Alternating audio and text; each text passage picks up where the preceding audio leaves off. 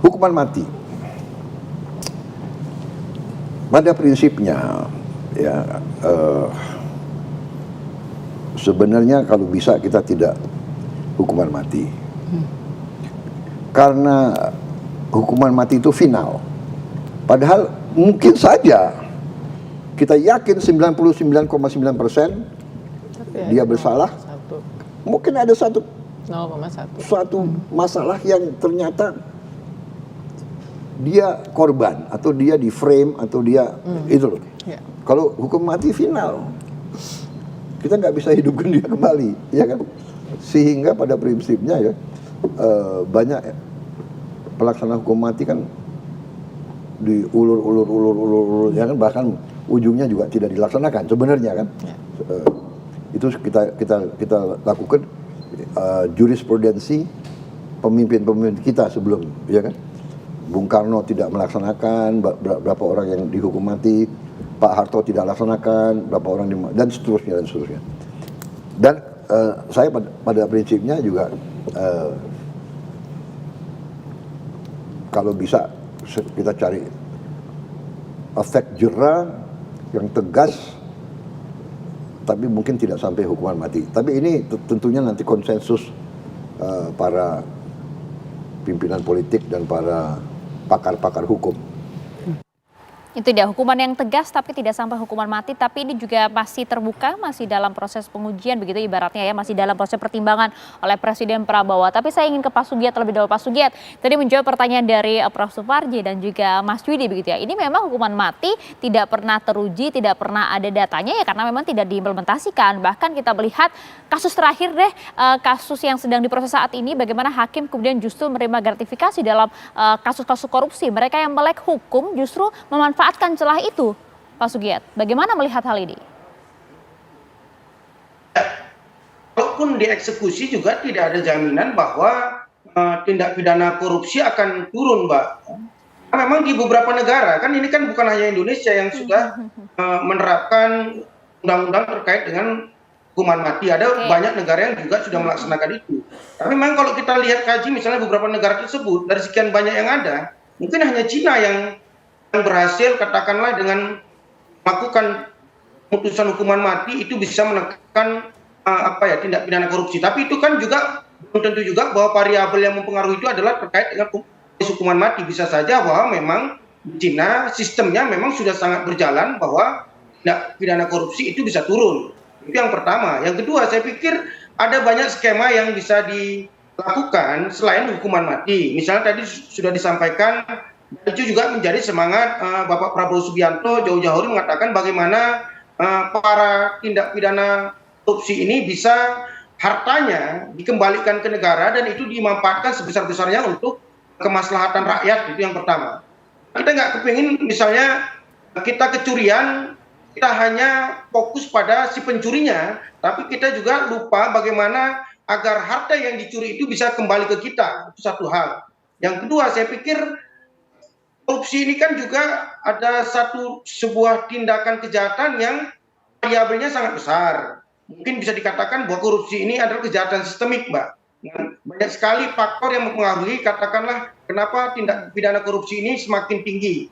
Misalnya terkait tadi selalu disampaikan oleh Pak Prabowo Subianto tingkat kesejahteraan para hukum kita, baik polisi maupun jaksa maupun hakim. Saya pikir ketika nanti itu tuntas, katakanlah bagaimana tingkat kesejahteraan para aparat hukum kita tuntas, saya pikir yang disampaikan tadi terkait dengan kasus Harvey Muiz bisa tertanggulangi. Pak Sugiat, baik. Tapi sampai di sana dulu mungkin Pak Sugiat. Ya, kami sudah tangkap Pak Sugiat, kami sudah tangkap. Coba respon Anda, Prof. Suparji. Sudah jawab loh tadi Prof ya, karena memang tidak terbukti di negara-negara lain. Ya, tentunya kan ada juga yang terbukti tadi disebutkan Cina kan gitu ya, bahwa kemudian sebagai salah satu solusi untuk memberantas korupsi adalah penerapan hukuman mati. Tapi sekali lagi poinnya adalah bahwa dalam rangka ya untuk mencegah gitu pencantuman dalam norma undang-undang tentang hukuman mati, saya kira masih diperlukan. Tetapi kemudian soal implementasinya bersifat alternatif atau kemudian selektif kan gitu. Persoalan instrumen-instrumen yang lain, perampasan aset, pencabutan hak ekonomi, atau kemudian peningkatan kesejahteraan, memang itu juga harus dilakukan. Tetapi tentunya bagaimana kita fokus pada apakah urgensi hukuman mati dalam konteks pemberantasan korupsi di Indonesia dalam pandangan saya masih diperlukan.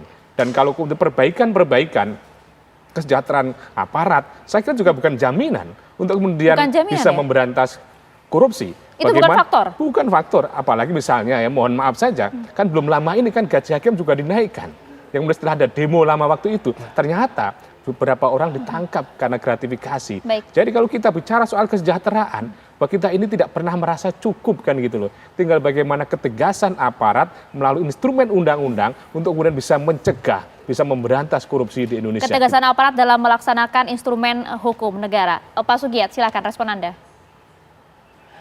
Saya menangkap apa yang disampaikan oleh Bapak Prabowo Subianto itu pendekatannya 3, Mbak. Yang pertama adalah pendekatan hak asasi manusia.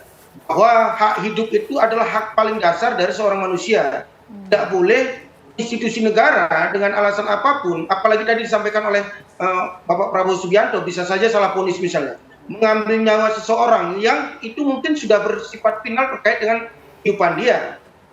Dan Mbak, bahwa paradigma hukum kita adalah rehabilitasi, bukan balas dendam. Itu kenapa misalnya istilah penjara menjadi lembaga permasyarakatan misalnya, istilah narapidana menjadi warga binaan, bahwa semangat yang ingin diambil dari pendekatan hukum kita terhadap tindak pidana kejahatan adalah rehabilitasi.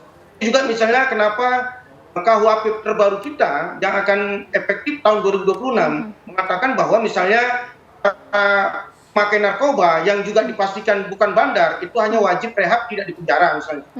Misalnya terkait salah vonis, saya kemarin datang ke lapas Banda Aceh, Mbak. Ada salah satu yang dari 100 sekian tadi yang divonis mati ada di lapas Banda Aceh. Seorang kakek-kakek 63 tahun terjerat undang-undang narkotika divonis mati. Sekarang sedang menjalani masa percobaan 10 tahun. Apa yang dilakukan oleh kakek 63 tahun terkait dengan tindak pidana narkotika tadi? Dia hanya membawa barang, kalau istilah di Aceh itu tukang pikul. Dia tidak tahu barang yang dipikulnya itu adalah narkotika, dan dia tidak tahu siapa bandarnya. Ketika dia ditangkap, dia hanya dapat 3,5 juta. Ketika dia ditangkap, divonis mati, sekarang menjalani proses percobaan 10 tahun. Sementara si kakek yang 63 tahun tadi di lapas 2 Banda Aceh itu sudah berkelakuan baik. Saya pikir hal-hal seperti inilah yang kita hindari. Bagaimana hak hidup sebagai hak dasar dari hak asasi manusia itu negara menjaminnya. Yang kedua, jangan sampai hukuman mati ini masuk ke salah vonis, apalagi dengan situasi produk hukum kita yang sekarang ini saya pikir perlu banyak evaluasi, perlu banyak kritik, bagaimana misalnya terjadi kriminalisasi dan lain sebagainya. Dan yang ketiga saya pikir kalau semangatnya adalah pemberantasan tidak pidana korupsi. Kami tangkap, sekali lagi apa yang disampaikan oleh Pak Prabowo, perlu skema sistematik, bukan hanya parsial vonis hukuman mati, tapi perlu skema sistematik, katakanlah untuk pemberantasan korupsi. Ya, kalau kita bicara hak hidup, bahwa kemudian negara mengambil hak hidup para koruptor itu, bisa kita balik logikanya, bahwa koruptor itu juga mengambil hak hidup rakyat. Karena uang yang mestinya untuk kesejahteraan, uang yang mestinya untuk mengatasi bencana alam, dipakai untuk kepentingan sendiri. Jadi mereka juga mengambil hak hidup rakyat, sehingga kemudian pantas mereka juga hak hidupnya dicabut. Kalau kemudian konteksnya tadi, takut salah hukuman, takut kemudian keliru tulisan dan sebagainya, maka konteksnya tadi saya katakan sangat selektif. Bagaimana aparat penegak hukum hati-hati dalam menerapkan hukuman mati. Tetapi untuk pencegahan, untuk kemudian mengembalikan hak hidup masyarakat pun, bahwa ketika mereka mencabut hak hidup dengan korupsi-korupsinya tadi itu, pantas kemudian ada ancaman hukuman mati. Sekali lagi bahwa supaya mereka tidak mainkan hak hidup rakyat juga gitu. Oke, meskipun juga tadi konteksnya ada rehabilitasi sebenarnya Mas Budi. Ya, jadi sebenarnya kenapa sih ada filosofis hukuman mati di dalam Undang-Undang Tindak Pidana Korupsi? Karena sampai saat ini kita masih mengakui korupsi adalah kejahatan yang luar biasa, extraordinary crime. Sehingga politik hukum pada saat itu adalah menghukum para pelaku korupsi, ya, itu setinggi-tingginya. Sehingga semua hukuman badan bagi para koruptor, baik yang minimal 1 tahun, ya, kemudian sampai 20 tahun seumur hidup, dan hukuman mati itu ada semua di situ. Dan tentu di sini saya mungkin ingin menyampaikan bahwa korupsi yang merupakan kejahatan luar biasa makin lama makin terkikis keluar biasaannya. Ya sehingga nanti bisa jadi malah binasa ya kan kasus korupsi. Kenapa? Karena misalnya Nggak gitu juga dong Mas Yudi. karena misalnya PP 99 itu kan sudah dihapus. Ya artinya bahwa koruptor baru bisa mendapatkan remisi kalau dia menjadi justice kolaborator. Sekarang mau dia kooperatif, nggak kooperatif, mau JC, nggak JC, bisa mendapatkan remisi. Itu yang pertama. Kemudian yang kedua Mbak, bahwa kalau misalnya memang politik hukum pemerintah ya menyampaikan bahwa hukuman mati bagi kejahatan apapun yang berat itu nggak ada, maka seharusnya sebelum dihapuskan ya, saya berharap pemerintah ya dan juga DPR sebagai legislasi yaitu memberikan dulu dalam kutip kompensasi hukum. Kompensasi seperti? Ya, misalnya pertama, undang-undang perampasan aset yang sudah ada dari zaman Pak Jokowi surpresnya. Sudah banyak loh RUU yang sudah menjadi undang-undang yang lebih belakangan dibandingkan dengan revisi dengan undang-undang perampasan aset. Kemudian pembatasan uang tunai. Saya sepakat tadi misalnya bahwa ini ada sistemik korupsi, maka cara memberantasnya juga sistemik. Memang penghukuman juga tidak akan membuat efek jera, tetapi setidaknya akan menjadi contoh yang baik bahwa hukum ditegakkan. Ketika kemudian tadi dikatakan ada misalnya semacam kayak kriminalisasi dan sebagainya, saya pikir tentu sudah ada uji ya. Koruptor itu tidak perlu kita ajarkan bagaimana cara mereka menyelamatkan diri. Ya, mereka punya penasehat hukum, mereka punya pembela. Banget ya Mas Yudi ya? Pengalaman. Orang kita salah ngomong aja bisa dijaga oleh mereka gitu. Jadi kembali lagi bahwa saya berharap ya korupsi di Indonesia masih merupakan extraordinary crime, kejahatan luar biasa. Mumpung ada DPR sini nanti juga bisa menjawab pertanyaan Anda terkait dengan undang-undang perampasan aset. Tapi kita tahan dulu ya Pak Sugiat, Mas Yudi dan juga Prof Suparji. Kita ingin dengar sebenarnya kalau masyarakat sebenarnya seperti apa sih pendapatnya terkait dengan hukuman mati kepada para koruptor ini. Sudah ada rekan kami, ada Shena Damayana yang sudah bersama dengan sejumlah warga di Jakarta. Silakan Shena. Ya pemirsa, belakangan ini baru saja memang sangat santer diperbincangkan bahwa hukuman mati ini akan ditiadakan. Tentunya ada pihak yang setuju dan juga tidak setuju. Setuju karena ini juga merupakan dampak atau akibat dari perbuatan yang mereka lakukan, dan juga yang tidak setuju karena tidak sesuai dengan asas kemanusiaan. Lalu seperti apakah sebenarnya pendapat masyarakat tentang hukuman mati yang rencananya akan ditiadakan? Kita sudah bersama dengan Pak siapa namanya Pak? Pak Rio. Pak, bagaimana pendapatnya tentang hukuman mati yang rencananya akan ditiadakan? Hukuman mati jangan ditiadakan, harus dilaksanakan. Tapi pelaksanaan eksekusinya itu jangan dipermainkan oleh pihak aparat hukum seperti hakim, jaksa yang terkait. Nah, jadi di sini jangan undang-undangnya diterapkan tapi pelaksanaan di lapangan tidak sesuai dengan undang-undang itu. Kasus suap. Nah, dalam konteks korupsi di negara lain itu udah di Asia Tenggara itu udah 2-3 negara menerapkan hukuman mati seperti Vietnam, Malaysia itu. Kita belum menerapkan hukuman mati bagi koruptor. Nah, kenapa kita tidak mau negara sebesar ini? Nah, karena di situ ada saling keterkaitan antara pemilik modal oligarki itu dengan perangkat hukum. Kalau dia mampu, dia bisa membayar eksekusi yang udah tetapkan hukuman mati itu. Jadi saya tidak setuju hukuman mati tetap dilaksanakan, tapi undang-undangnya pelaksanaannya harus diterapkan. Harus benar-benar pemerintah harus mendorong itu undang-undang itu supaya terlaksana dengan baik. Jangan ada tarik ulur di situ, permainan kasus suap itu seperti kasus contoh yang sudah kasus korupsi dihukum tidak sesuai dengan undang-undang, harusnya 15 tahun penjara atau 20 tahun atau seumur hidup. Pelaksanaannya masyarakat juga tidak bisa mengontrol secara pasti apakah itu benar dilaksanakan 20 tahun atau seumur hidup. Demikian, terima kasih atas. Jadi lebih ke pengawasannya ya Pak ya? Pengawasannya, perangkat hukumnya itu yang harus bijaksana menerapkan itu. Tapi intinya setuju-setuju aja? Setuju, jangan dihapuskan. Ada hukuman mati aja masih begini negara kita. Apalagi kalau tidak ada hukuman mati, mau jadi apa negara ini?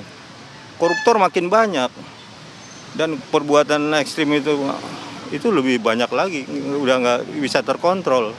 Terima kasih ya Pak Rio ya. Dan pemirsa, kita akan berpindah ke Bapak Adam. Pak, kalau Bapak gimana nih pendapatnya tentang hukuman mati yang ditiadakan rencananya? Oh ya, oke, baik. Ini sangat-sangat setuju bahwa hukuman mati itu perlu ada. Hukuman mati ini ada memang berdasarkan hukum akal dan hukum rasa. Itu tertulis, tersirat, dan dapat dijalankan. Tuhan menghendaki orang wajib mendapat hukuman setimpal. Dan Indonesia tidak akan rugi. Tidak akan rugi. 1-2 orang dilaksanakan secara terbuka di depan umum, maka Indonesia menuju mewujudkan kesejahteraan umum bagi seluruh rakyat Indonesia yang hari ini terpuruk gara-gara hukuman tidak berjalan mulus. Oleh dan sebab itu saya sungguh-sungguh, kami anak jalanan, warga negara Republik Indonesia mendukung keputusan ini dan mengharuskan Presiden Republik Indonesia Prabowo Subianto wajib melaksanakan hukuman mati kepada pelaku hukuman yang kejam setimpal. Tapi banyak pendapat juga yang kalau hukuman mati ini dilaksanakan, ini tidak sesuai dengan hak asasi manusia dan yang lain sebagainya. Gimana menurut Bapak? Hak asasi manusia bukan produk Tuhan, itu produk manusia, akal-akalan. Dengan melaksanakan program ini, mewujudkan kesejahteraan umum bagi seluruh rakyat Indonesia, maka koruptor harus diselesaikan. Apa koruptor aja Pak atau tindak kejahatan lain juga harus dihukum mati? Tindak kejahatan lain, membunuh harus dibunuh. Itu untuk mewujudkan keamanan negara. Tidak perlu dengan melibatkan kepolisian, menyusahkan polisi, TNI, masyarakat pada umumnya. Tapi hanya 1-2 orang saja kita laksanakan di era ini, maka Indonesia akan maju ke depan.